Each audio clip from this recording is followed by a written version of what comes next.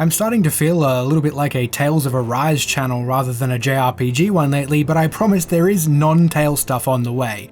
However, there are going to be several more Tales of Arise videos as well, because this has been my most anticipated game since it was first announced. So while I was putting together my final preview, which is based on the first chapter of the full game, there were a lot of little things that hadn't really been discussed that didn't fit in with the preview format. Basically, I have the answers to some of the more obscure questions, or at least some of the questions I've seen floating around the place. First up is the grade system. In previous games, you were given grade at the end of each battle based on how you performed. Your grade would accumulate like a currency and could often be spent in-game at a certain vendor, but its main use was tied to New Game Plus.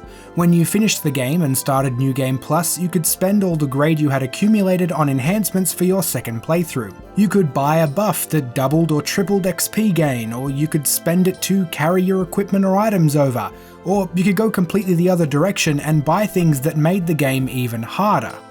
In Tales of Arise, you don't earn grade from battles. Instead, at the end of battle, you get a battle score. The higher your battle score, the more skill points you earn. Skill points can then be spent in the skill panel, where you'll be able to upgrade your characters, learn new arts, etc. Getting high battle scores also increases the speed at which new skill panels unlock.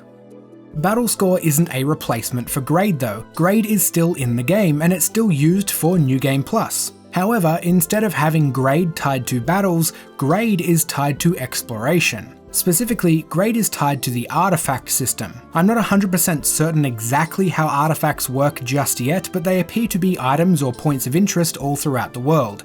Each of them has an associated skit, and they seem to be designed to reward exploration as well as add lots of interesting new details to the story of the world itself. I think this is a really awesome way to spread all of the game's systems out. It shows that they haven't neglected an aspect of the game, like world design, in favour of something else, like combat. The field maps are a monumental leap forward for the series, and they are genuinely fun to explore, so it's neat to see that not only will you be searching for hoodles, you'll also be finding artifacts, accumulating grade, and experiencing additional world building. Now, if you have played the demo, I'm sure you will have used a boost strike on more than one occasion. These are finisher-like moves where two characters team up for a special attack, and that might have got you thinking that, although they do look cool, it's probably going to get old pretty quick if it's just these same 3 boost strikes. Thankfully, the demo only has 3, one for Alphen and Xion, one for Rinwell and Law, and one for Dohalim and Kisara. But in the final game, there is at least one boost strike for every character combination. Alphen and Kisara have one, Rinwell and Xion have one, Dohalim and Law have one, etc. Which means that at minimum, there are 15 different boost strikes, and I wouldn't put it past them to have even more. Producer Tomizawa has said they will not be revealing all the boost strikes prior to launch, so there should be lots of surprises come September 10th. In terms of game length, it is consistent with most of the rest of the series. It will obviously depend on how much side content you do, but the typical player will get anywhere from 40 to 80 hours out of it, while completionists are going to have to set aside well over 100 hours to do absolutely everything there is to do in Tales of Arise. One thing I've seen crop up a lot now that the demo is out is complaints about a lack of art bindings. You only get 3 for ground and 3 for mid-air, but thankfully that is just what is available in the demo. In the full game, you will be able to bind 6 arts for the ground and 6 arts for mid-air, bringing the total to 12.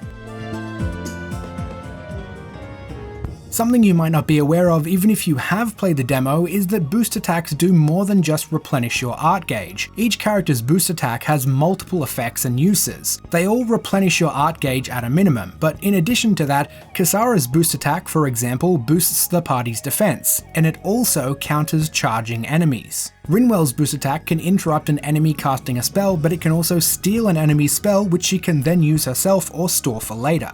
Xion's boost attack downs flying enemies, but the term flying enemies isn't just restricted to enemies that literally fly like birds or things with wings. In the Balseph boss fight in the full game, Balseph has a big leaping attack, and after he does it a couple of times, Xion will remark that he might be vulnerable in the air, which is a little hint that you can indeed knock down Balseph with Xion's boost attack if you time it right. So while you can just spam boost attacks whenever they're available for the extra damage and art gauge replenishments, there are distinct benefits to using them more strategically. Something else you might not be aware of is that you can quick swap between characters in battle by holding down L1 or left bumper plus one of the D-pad directions. Holding down L1 basically turns the boost attack D-pad into the character switch D-pad.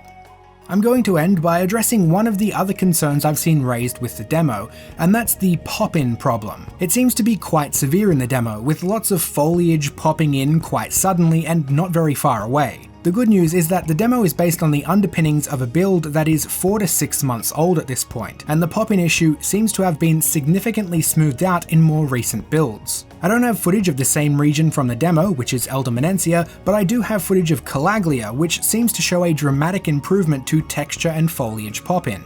And that's all I've got for you right now. Like the video if you liked it, subscribe and hit 100 bells or whatever it is, you know the drill by now. Thanks for watching, and I'll see you all soon.